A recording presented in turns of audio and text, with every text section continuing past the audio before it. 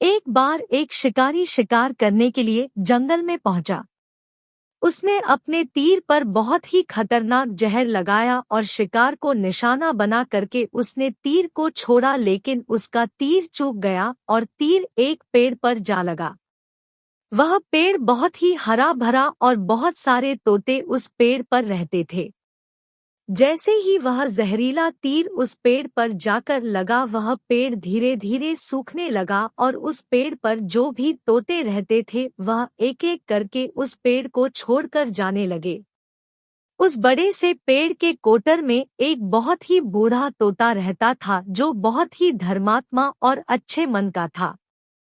सभी तोते उस पेड़ को छोड़कर जाने लगे थे, लेकिन वह बूढ़ा तोता जाता था, दाना लेकर के आता और उसी कोटर में आकर के बैठ जाता था, परंतु उस पेड़ को छोड़ने को तैयार नहीं था। बूढ़े तोते के साथियों ने कई बार आकर के उसे समझाया कि यह पेड़ सूख रहा है और किसी दिन गिर भी जाएगा, चलो किसी और पेड़ पर चल कर रहा जाए, परंतु वह बूढ़ा तोता वहां से जाने को तैयार नहीं हो रहा था।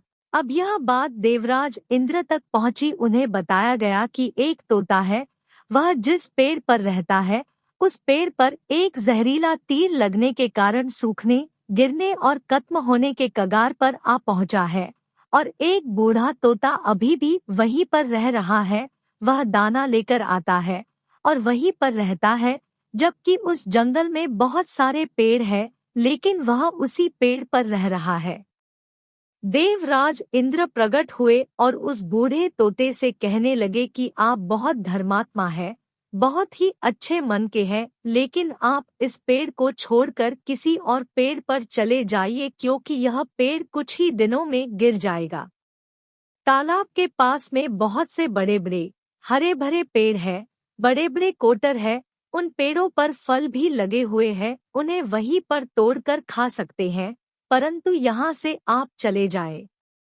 तोता बोला, माफ कीजिएगा, इस पेड़ ने मुझे जीवन दिया है, शिकारियों से मेरी रक्षा की है, हर मौसम में मेरे साथ रहा है, ये कोटर मेरा घर है, यहाँ मैं पला बड़ा हूँ, इस पेड़ को मैं छोड़कर कैसे जा सकता हूँ? इस पर संकट आया है तो क्या मैं इसे छोड़कर चला जाऊं? मैं ऐसा कभी नहीं कर सकता। देवराज इंद्र तोते के इस बात से बहुत ही प्रसन्न हुए। उन्होंने तोते से कहा, मैं आपके इस बात से बहुत ही खुश हूँ, मांगो जो आपको मांगना हो। उस बूढ़े तोते ने कहा, मुझे बस इतना मांगना है कि जिस पेड़ ने मुझे जन्म दिया, जहाँ मैं रहा पला बढ़ा, जिसे आप मेरा जन्मभूमि कह सकते हो, आप इसे फिर से वैसा ही हरा भरा कर दो जैसा यह था। देवराज इंद्र ने अमृत से उस पेड़ को सिंच दिया और पहले की तरह हरा भरा कर दिया। अब वापस से उस पेड़ पर आकर के बाकी तोते रहने लगे। वह बूढ़ा तोता कुछ समय तक और जिंदा रहा, फिर उसकी मृत्यु हो गई और वह स्वर्ग में चला गया।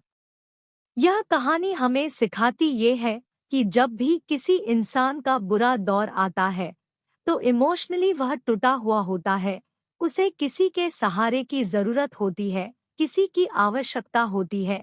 अगर आप ऐसे समय में उसे छोड़कर चले जाएंगे, उससे बात नहीं करेंगे, मुंह मोड़ लेंगे, तो आपसे बुरा कोई नहीं है, क्योंकि आप किसी के सुख का साथी बने या ना बने, लेकिन आपको हमेशा किसी के दुख का साथी जरूर बनना चाहिए।